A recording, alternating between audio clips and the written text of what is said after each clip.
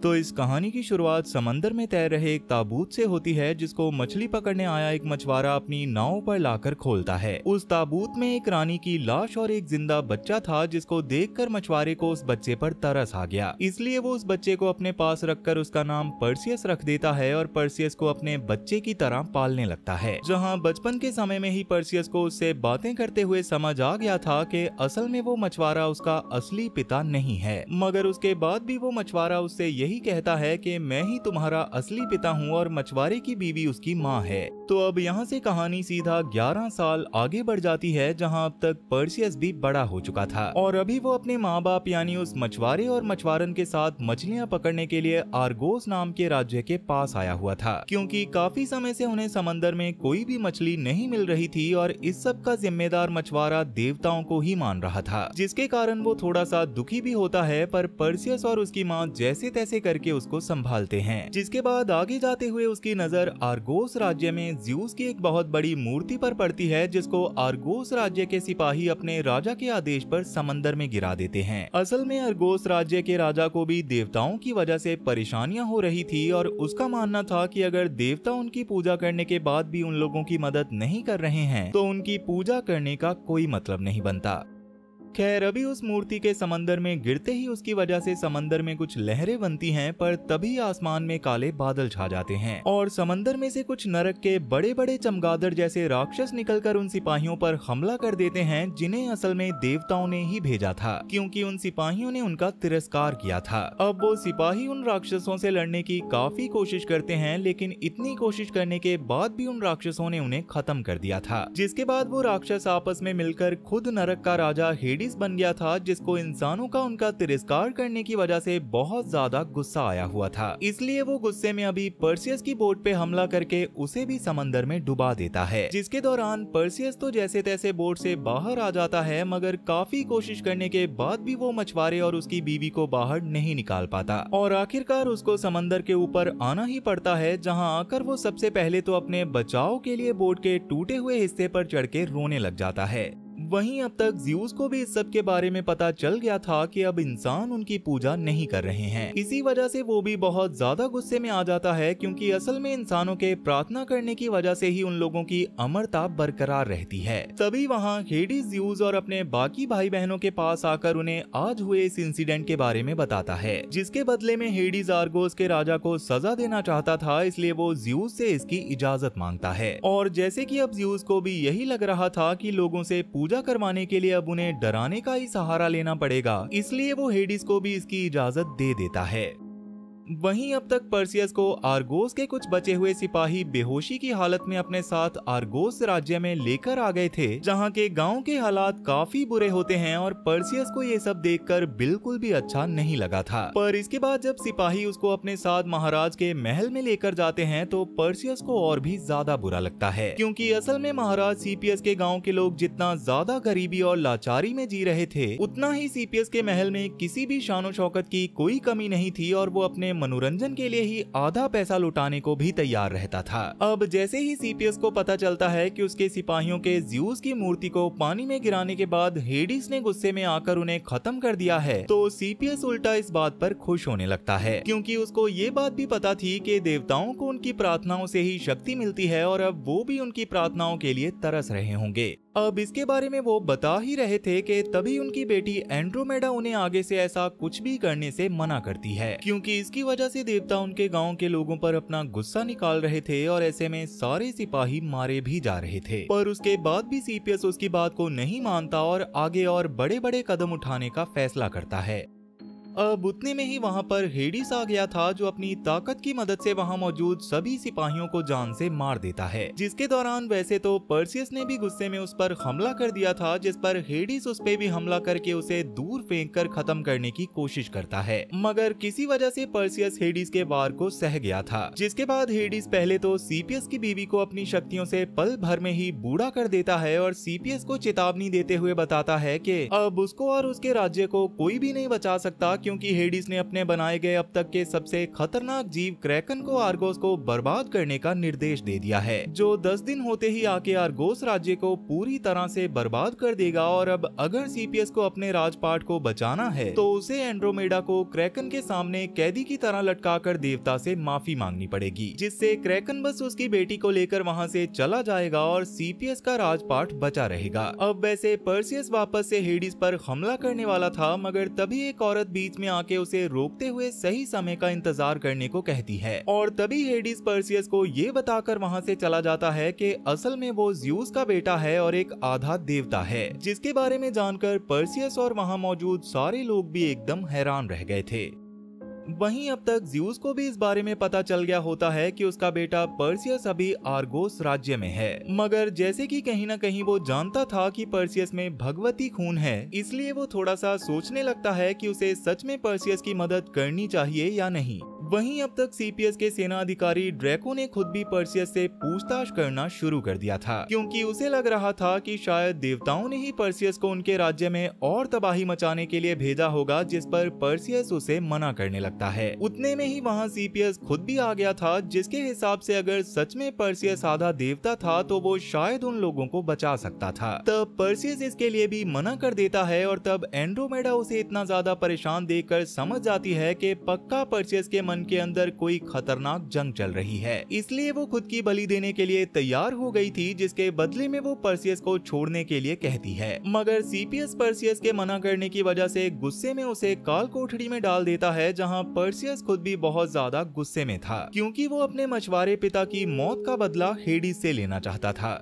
उतने में ही वहां वो औरत आयु आ जाती है, जिसने पर्सियस को हेडिस के ऊपर हमला करने से रोका था, और उसके हिसाब से पर्सियस सच में ज़्यूस का ही बेटा था। असल में वो खुद भी देवताओं की ही एक सिपाही थी, जो देवताओं की तरह ही अमर होते हैं, और उसने बचपन से ही पर्सियस पर नजर रखी थी, जिसका मतलब था कि बचपन में उसने ही पर्सियस को मछुआरे के पास उसकी जान बचाने के लिए पहुंचाया था, और आज समंदर के पास भी आर्गोस राज्य के सिपाहियों को उसने ही भेजा था ताकि पर्सियस की जान बच सके, क्योंकि उसके हिसाब से पर्सियस क्रैकन को मारने के लिए ही पैदा हुआ था, और भविष्यवाणी के मुताबिक उसकी किस्मत खुद उसे वहां तक लेकर आई थी। तब वो बताना चालू करती है कि असल में जब ओलंपियस के सारे देवी देवता इंसानों पर ध्यान ना देके अपनी मौज मस्ती में व्यस्त हो गए थे, तो गुस्से में आकर एक राजा ने देवताओं के राज को खत्म करने की ठान ली थी, जिसके बाद उसने अपने सिपाहियों के साथ ओलंपस पर्वत पर ही कब्जा कर लिया था, जिससे यूनानी देवता ज़्यूस को बहुत ज्यादा गुस्सा आता है। इसलिए वो राजा को नीचा दिखाने के लिए रात में उसके घर में उसका रूप लेकर चला जाता है, जहां रात के अंधेरे में ज़्यूस ने राजा की पत्नी के साथ शारीरिक संबंध बना लिए थे, जिसके थोड़ी देर बाद ही वहां पर असली राजा आ जाता है, जिसे देखकर ज़्यूस तो हंसते हुए वहां से पक्षी बनकर चला गया था, मगर इससे राजा का गुस्सा इतना ज्यादा भड़क उठा था कि वो अपनी पत्नी के गर्भ में पल रहे ज़्यूस के बच्चे को जन्म लेने देता है, और बाद में अपनी बीवी और उस बच्चे दोनों को ही जिंदा एक ताबूत में डालकर समंदर में फेंकने लगता है, जिससे गुस्से में आकर ज़्यूस ने उस राजा पर बिजली का बार करके उसे एक भद्दा राक्षस बना दिया था। लेकिन उसके बाद भी राजा जैसे तैसे ताबूत को समंदर में फेंकने में सफल हो गया था।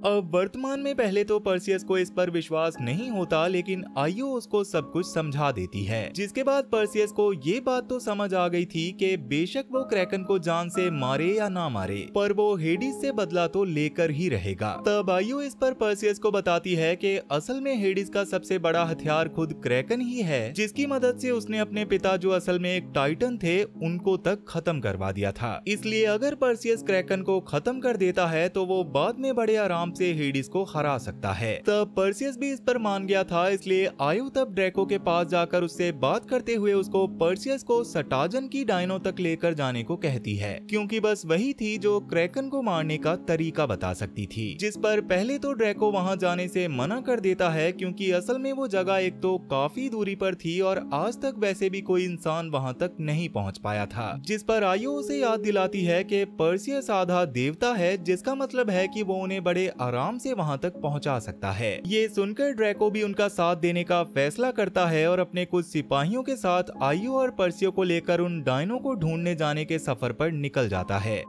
वहीं अब तक उनकी इस योजना के बारे में हेडिस को भी पता चल गया था, इसलिए वो उस राजा को ढूंढता है जिसको ज़्यूस ने बिजली के हमले से एक राक्षस में बदल दिया था और अभी वो जमीन के नीचे मुंह छुपाकर काला बॉस के नाम से रहता था। काला बॉस खुद भी ज़्यूस से अपनी इस हालत का बदला लेना चाहता था, इसलिए हेडिस उसको पर्सियस के बारे में सब बताते हुए उसे पर्सियस को खत्म करने को कहता है, जिसके बदले में वो उसके लिए ज़्यूस को मारने के लिए भी तैयार था, क्योंकि असल में हेडिस के टाइटन यानी कि अपने पिता को हराने के बाद उसके सभी भाई और बहनों को अच्छी अच्छी जगह पे शासन मिल गया था और बस हेडिस ही था जिसे नरक का राजा बनाया गया, जबकि वो ज़्यूस की गद्दी चाहता था। इसलिए काला बॉस भी इस काम को करने के लिए मान जाता है, जिसके लिए हेडिस ने उसे अपनी कुछ शक्तियां भी दे दी थी। वहीं अब तक पर्सियस भी ड्रैको, आयु और उसके साथियों के साथ आगे बढ़ता चला जा रहा था, जहां रास्ते में ड्रैको उसको तलवारबाजी भी सिखाता है, जिसको पर्सियस ज़्यूस का बेटा होने की वजह से बहुत जल्दी सीख गया था, जिससे ड्रैको खुद भी काफी हैरान था। इवन कहीं न कहीं इससे ज़्यूस को भी थोड़ी सी खुशी हुई थी, इसलिए वो पर्सियस को एक देवता की तलवार गिफ्ट करता है जो पर्सियस को जंगल में ही मिलती है। पर उसको देखने के बाद ड्रैको समझ गया था कि ये ज़्यूस ने पर्सियस के लिए भेजी है, मगर पर्सियस क्रैकन को हराने के लिए देवताओं की तरफ से कोई भी तोहफा नहीं चाहता था, इसलिए वो उस तलवार को ड्रैको को देते हुए आयु के साथ आगे बढ़ने लगता है, जहां उसको उड़ने वाले घोड़े दिखाई देते हैं, जिनके पास वो जा ही रहा था कि तभी उसके पास एक ब्लैक कलर का घोड़ा आता है, जो कि शुरू में तो काफी गुस्से में था, पर जैसे ही आयु उस घोड़े के सामने आती है वैसे ही वो शांत हो जाता है, क्योंकि असल में वो घोड़ा देवताओं ने ही एक समय पर आयु को तोहफे में दिया था, जिसके बाद एक देवता को आयु से प्यार भी हो गया था, लेकिन आयु ने उसके प्यार को ठुकरा दिया था, जिसकी वजह से उसे ओलंपस से निकाल दिया गया और बाद में छुपके वो पर्सियस पर नजर रखने लगी।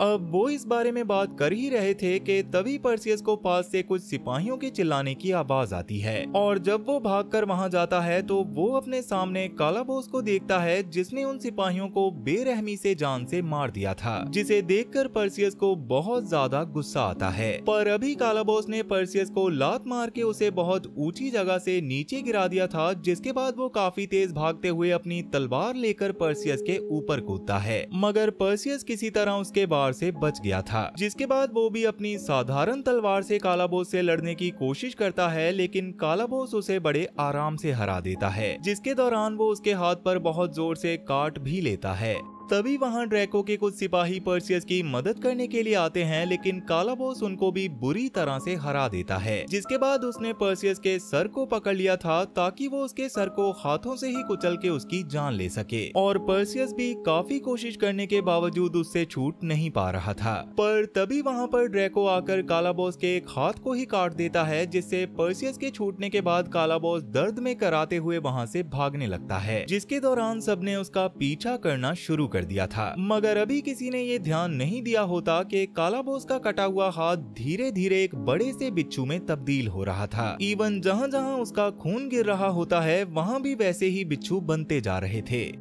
खैर, पर्सियस और उसके साथियों ने काला बॉस का काफी दूर तक एक रेगिस्तानी हिस्से तक पीछा करके उस पे हमला करते हुए उसे पकड़ लिया था, जिसके दौरान वो उस पर एक के बाद एक हमले करके उसे खत्म करने ही वाले होते हैं, मगर तभी अचानक वहां से जमीन हिलने लगती है, जिससे सब लोग हैरान होके नीचे देखने लग गए थे। उतने में ही वहां पर एक बहुत बड़ा बिच्छू आ गया था जो सब पर हमला करना शुरू कर देता है, जिससे काला बॉस से सबका ध्यान भटकने के कारण काला बॉस को वहां से भागने का मौका भी मिल गया था। तब बाकी सबको भी उसे छोड़कर बिच्छू से लड़ाई करनी पड़ती है, जिसके दौरान वो बिच्छू ड्रैको के सिपाहियों को बुरी तरह से अपनी पूंछ से मार के दूर दूर तक फेंक रहा था। ये देखकर ड्रैको मौका मिलते ही जल्दी से उस बिच्छू के ऊपर कूदते हुए उसके शरीर में अपने दोनों खंजर घुसा देता है। तभी उसका एक आदमी उसकी ओर एक भाला भी फेंकता है, जिसे भी ड्रैको ने उस बिच्छू के शरीर में घुसा दिया था, जिससे वहाँ वो बिच्छू तो मारा जाता है, पर अब तक वहाँ और भी वैसे ही बिच्छू आकर सब पर हमला कर देते हैं, जिनमें से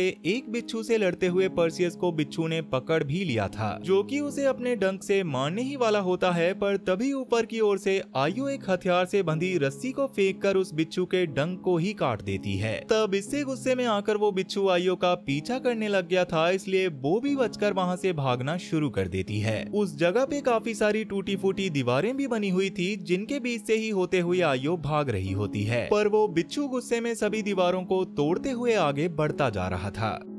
ये देखकर पर्सियस आइयो की मदद करने के लिए उसके पास आ जाता है, जिसके बाद वो दोनों ही भागते हुए और आगे तक आ गए थे। पर उसके बाद भी बिच्छू ने उनका पीछा करना नहीं छोड़ा होता, जो देखकर पर्सियस कुछ सोचते हुए आइयो को थोड़ा सा धक्का देता है और अकेले ही बिच्छू से लड़ाई करना शुरू कर देता है। उस समय बिच्छू ने दीवार तोड़ते हुए लंबी छलांग लगाकर पर्सियस पर हमला किया था, जिससे सब लोग डर जाते हैं क्योंकि उन्हें लग रहा था कि शायद पर्सियस मर गया होगा। मगर तभी पर्सियस उस बिच्छू का पेट फाड़कर बाहर आता है, जिससे सब लोग बहुत ज्यादा खुश होते हैं। लेकिन तभी वहां ड्रैको के बचे हुए सिपाही भागते हुए आते हैं, क्योंकि उनके पीछे काफी सारे बड़े बड़े बिच्छू आ रहे थे, जो जल्दी ही पर्सियस और उसके सभी साथियों को घेर के उन पर हमला करने ही वाले थे कि तभी अचानक वो रुक जाते हैं और पर्सियस और उसके साथियों को पास से कुछ लोगों की चैंटिंग सुनाई देने लगती है। तब उनको देखकर ड्रैको बताता है कि वो लोग असल में जिन थे, जो वैसे तो इंसानों के दुश्मन हैं, पर पता नहीं उन्होंने अभी पर्सियस की मदद क्यों की थी। इसलिए ड्रैको पर्सियस को उनसे बात करने के लिए मना करता है। मगर पर्सियस उनके लीडर पायर से बात करने की कोशिश कर ही रहा था कि तभी उसके हाथ में कालाबोस की काटी गई जगह पे असहनीय दर्द होने लगता है, जिससे वो जमीन पर गिर के तड़पने लग गया था। वो जहर सच में काफी ज्यादा खतरनाक था, जिससे पर्सियस की मौत भी हो सकती थी। इसलिए फिलहाल के लिए जिनका लीडर पर्सियस और उसके साथियों को अपने साथ अपने कबीले में ले जाता है, जहां आइयो एक टेंट में पर्सियस का इलाज करने की कोशिश करने लग गई थी, जिसके दौरान वो उसको पानी पिलाकर टेंट के बाहर गई ही थी कि तभी वहां जिनका लीडर आकर अपनी जादुई छड़ी की आग से पर्सियस के साथ कुछ करने लगता है, जिसको देखते ही ड्रैको ने उसके ऊपर अपने साथियों के साथ हमला कर दिया था। पर तब जिनका लीडर भी ड्रैको और उसके साथियों को बुरी तरह से मारता है और उन्हें बताता है कि वो बस पर्सियस की मदद करना चाहता है, क्योंकि असल में वो सब भी देवताओं के श्राप की वजह से ही ऐसी नीली आंखों वाले खतरनाक और भद्दे जिन बन गए थे और काफी समय से वो पर्सियस जैसे ही किसी की तलाश कर रहे थे, जो देवताओं को हराने में उनकी मदद कर सके, जिससे वो लोग देवताओं से अपना बदला ले पाएंगे। तब तक पर्सियस भी जिनके इलाज की वजह से ठीक हो गया होता है, जो देखकर ड्रैको को भी जिनकी बातों पर भरोसा हो जाता है।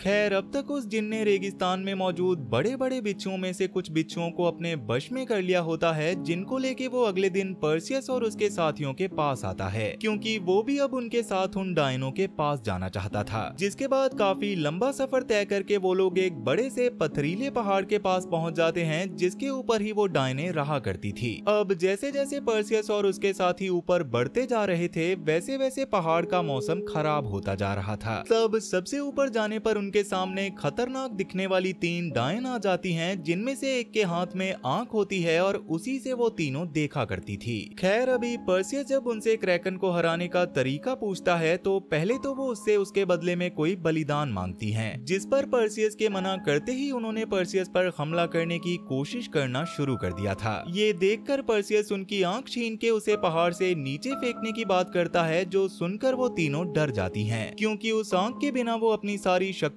भी खो देती। इसलिए अब वो उसको बताती हैं कि क्रैकन को हराने के लिए उसे मौत की दुनिया के उस पार जाकर मेड्यूसा का सर काट कर लाना होगा, जो बिल्कुल भी आसान नहीं है, क्योंकि मेड्यूसा के सामने आते ही हर कोई पत्थर बन जाता है और पर्सियस किसी भी हाल में उसे नहीं हरा सकता।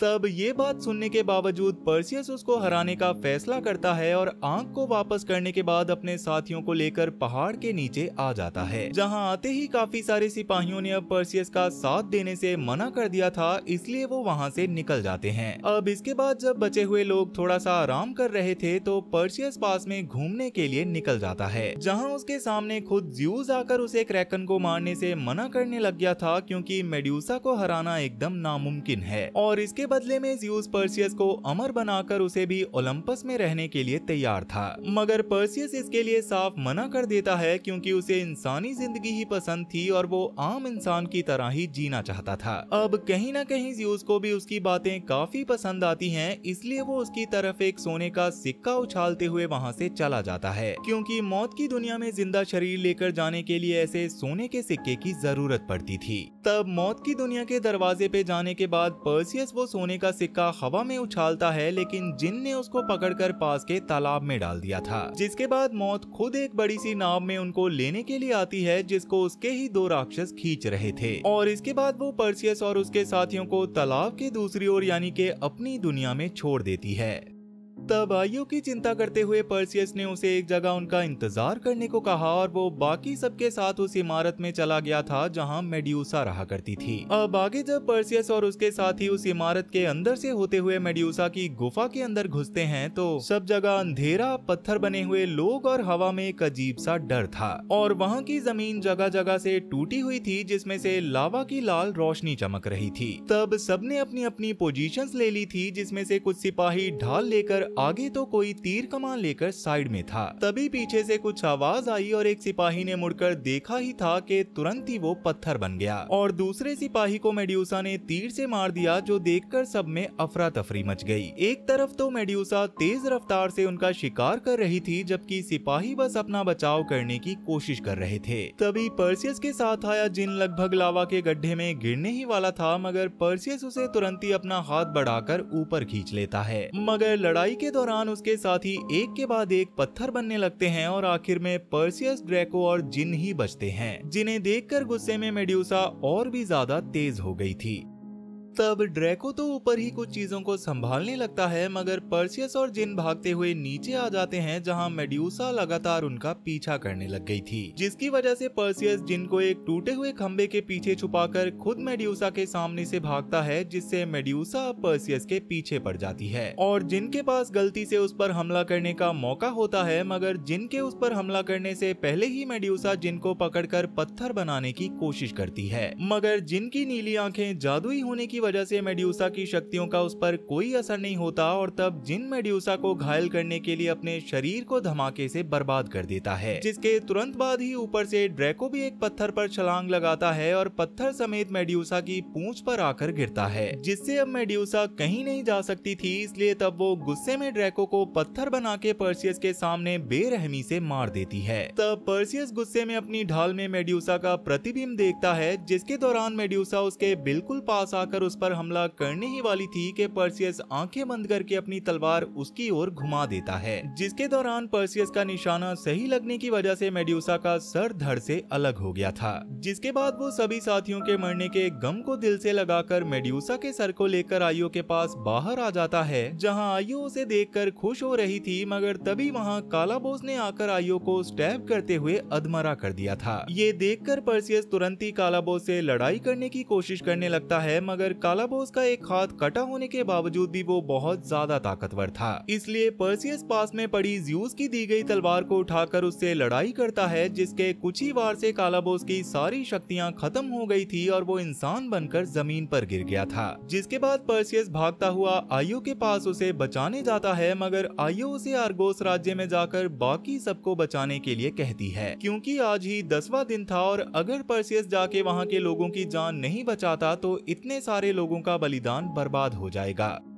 इतना बोलते ही आयु की भी मौत हो जाती है और देवताओं के साथ रहने की वजह से वो धूल बन के उड़ जाती है। तब पर्सियस बहुत ज्यादा परेशान हो रहा था क्योंकि वो आयु से प्यार करने लग गया था। पर तभी वहाँ आयु का उड़ने वाला घोड़ा आता है जो पर्सियस को अपने साथ आर्गोस राज्य की तरफ ले जाने लग गया था, जहाँ अब तक पर्सियस के न आने की वजह से डर के मारे सीपियस ने सच में एंड्रोमेडा को कुर्बानी की तरह क्रैकन के खाने के लिए लटका दिया था और अब तक सच में क्रैकन समंदर से निकलकर उस राज्य को बर्बाद करते हुए आगे बढ़ने लग गया था। पर इसके साथ साथ ओलंपस भी बर्बाद हो रहा था और तब जाकर हेडिस ज़्यूस को बताता है कि असल में उसने देवताओं को मूर्ख बनाया है, क्योंकि क्रैकन असल दुनिया में जितनी बर्बादी करेगा उतना ही उसकी ताकत बढ़ती जाएगी। इसीलिए उसने इंसानों को दुखी किया था और ज़्यूस के खिलाफ भड़का दिया था। अब ये सब सुनकर ज़्यूस को काफी गुस्सा आता है, पर जैसे कि हेडिस अभी काफी ज्यादा ताकतवर था इसलिए ज़्यूस खुद भी उसका सामना नहीं कर सकता था।